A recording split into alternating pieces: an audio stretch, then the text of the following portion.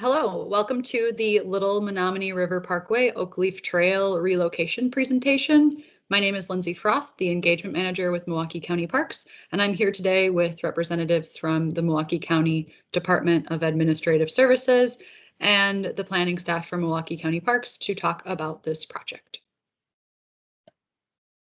So the project team is Brad Drefsinski, landscape architect with Milwaukee County Parks, and Clifton Jansen, civil engineer with Milwaukee County Architecture, Engineering, and Environmental Services. This project, we are also working with other internal divisions at Milwaukee County Parks, other county divisions, the Wisconsin Department of Transportation, the Federal Highway Administration, and the Wisconsin Department of Natural Resources. I'm going to hand it over to Cliff to explain the project location and introduction.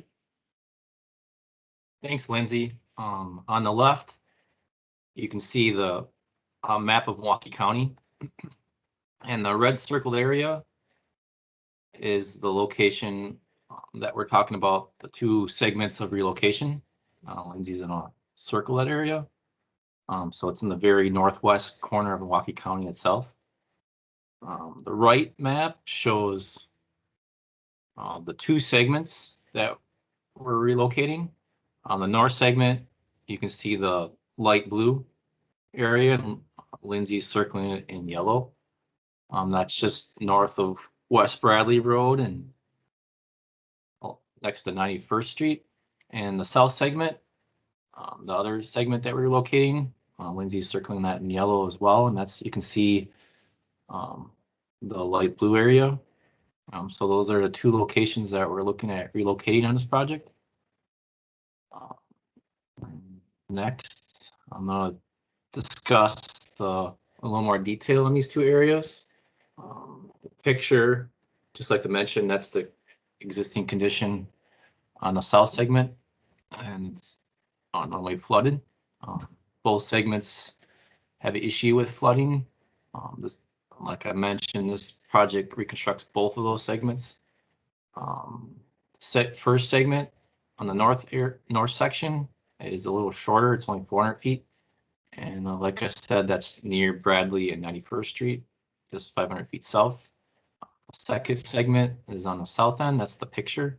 And that one we're relocating approximately 600 feet. And that's roughly 500 feet south of Calumet and 91st Street. And both these segments are located within the floodplain and delineated wetlands. This relocation will keep the trail dry most of the year by relocating outside most of the flood area, and will actually remove the trail segments from the wetlands. So that's a good benefit for this project. Next. Here's a little plan sheet. Like to point out where the existing trail is on this map. Lindsay will highlight the existing trail area, and you can actually see in the aerial where that flooding segment is on that map. And there, she's going to circle that in green. And then the light blue color, that's the proposed location that we're going to move the trail. And you can see the pointer where that light blue color is located on that detailed map. Then we're also going to mention there's the green line. That's actually the delineated wetland. And that you follow the pointer. And then as you can see, the trail will be located outside that wetland area. And then you can see on the legend is also details the color coding. And the dark blue line is the floodway line. And then the pink is the 100-year floodplain line. And then we'll talk about the north segment next. And this is the site plan exhibit for that section. Lindsay's going to point out where the existing trail is located. And that's the yellow line. And then, like, same color scheme as the other slide, the teal color, the light blue color, that's where we're proposing to move the trail. And as you can see, that moves it outside the wetland, which is that green line. And Lindsay's identifying where that green line is located. And that's a benefit for this project, moving it outside the wetland. And like the legend shows, the dark blue is the floodplain, and the pink lines are the 100-year floodplain. And then next slide. Brad will discuss the restoration for this project.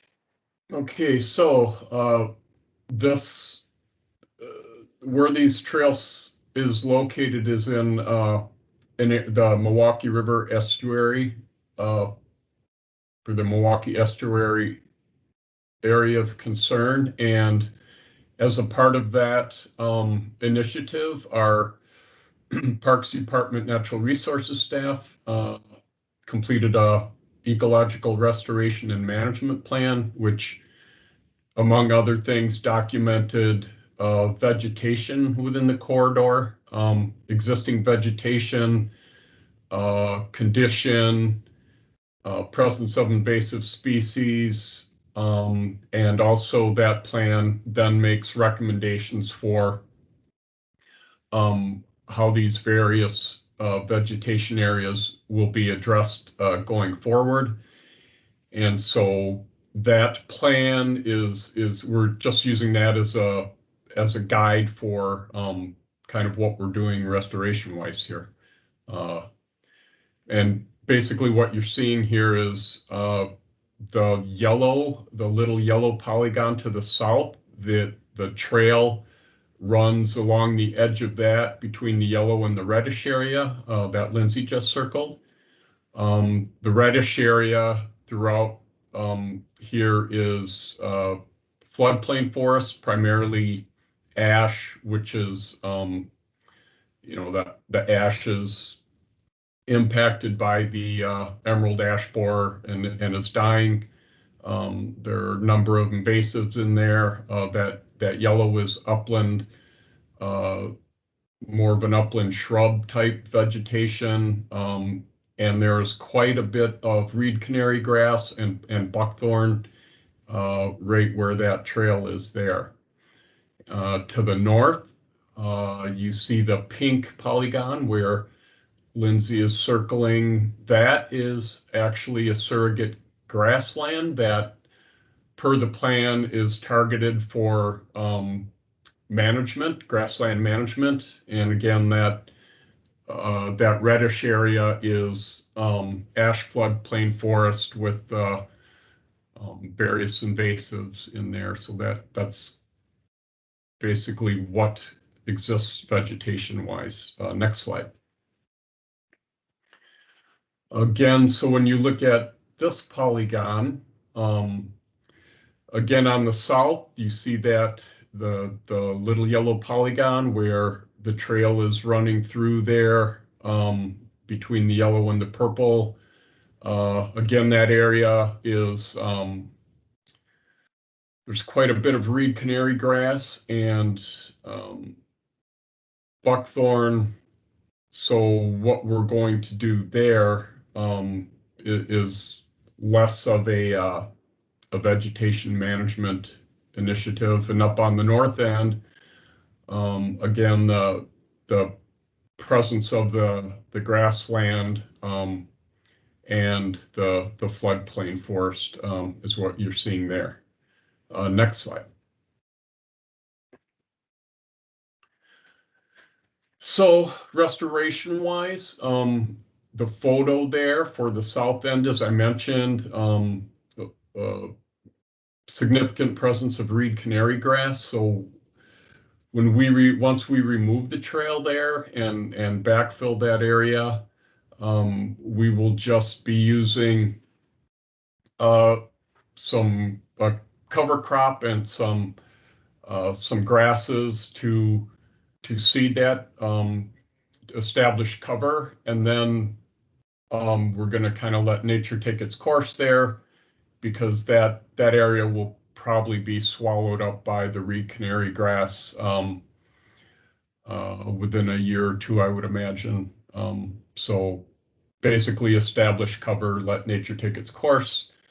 On the north end, because that is adjacent to the grassland area and is targeted for grassland management, we want to make more of an effort to establish some native vegetation for habitat per the recommendations of the Restoration Management Plan. So we will be restoring that area with a native seed mix, which will tend towards a wet mesic prairie mix. And then that would be, we will manage that for a couple years to get it established, and then that will should become part of future management efforts of that area. Next slide. So Cliff is going to talk a little bit now about budget and timeline. Thanks, Brad. As you can see on the slide, the total budget for this project is $150,000, and that includes design review, and construction costs. 80% of that funding will be federally funded and work through Wisconsin Department of Transportation.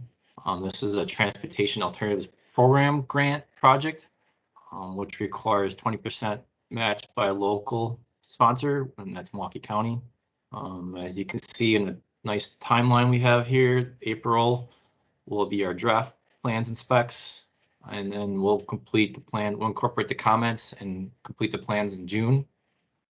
The anticipated bid date is August, and our anticipated construction of this trail is September, October. So that's nice to get this project built this year. Next slide. I just want to talk about what's next. And as I mentioned, final design and engineering will be completed, and we'll get Wisconsin DOT and DNR approval on that plan. And Brad will also look at finalizing the detour route, and Brad will go into more detail on that. Okay, so what to expect for the detour?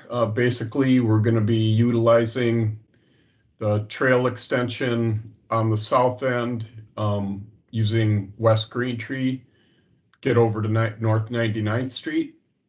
And on the north end, we will use the off-road trail section on the south side of West Bradley Road to get to and from 99th Street, again on the north end.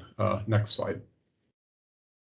So here we have a map that shows what the detour will be.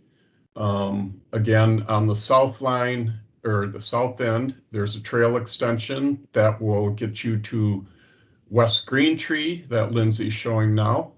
And Green Tree will get you to North 99th, and then utilize North 99th to and from West Bradley Road, and then using the bike trail on the south side of West Bradley Road to get to and from the trail where you get off at 91st Street.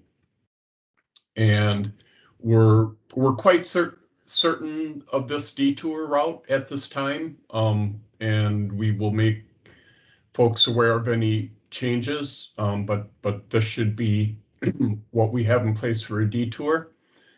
And one other thing to mention is, for those coming up from the south end who are or do want to get to West Good Hope Road, the trail will still be open to West Good Hope Road, so people can get up there.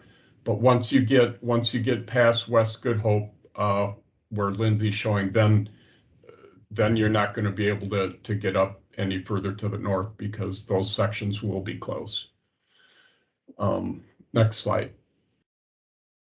And so now Lindsay's just going to talk a little bit about comment forms and some closing comments. Thanks, Brad. So public comment period for this project will be open until Friday, March 19th. We have an online comment form that will be available. It's available here, but we will also include it with the project materials. We also mentioned the Milwaukee Estuary Area of Concern as part of the restoration efforts for this project. So we invite you all to learn more about the area of concern as well. Thanks for joining us. Have a good day.